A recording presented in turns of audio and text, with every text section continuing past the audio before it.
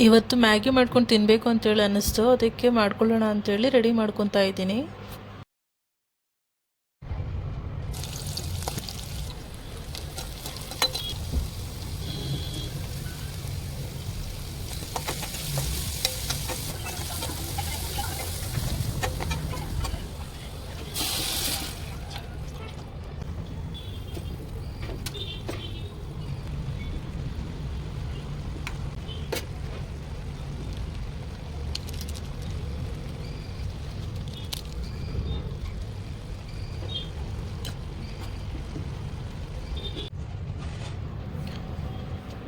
ಫೈನಲಾಗಿ Maggi ready ಆಯಿತು. Ready ಆಗಿದ ತಕ್ಷಣ ತಿನ್ನಬೇಕು ಅಂತೇಳಿ ಅನಿಸ್ತು. ಬೇಗ ಬೇಗ ಬೌಲ್ಗೆ ಹಾಕ್ಕೊಂಡು ಬಿಸಿ ಬಿಸಿ ತಿನ್ನೋಣ ಅಂತ ತಿಂತಾ ಇದ್ದೀನಿ.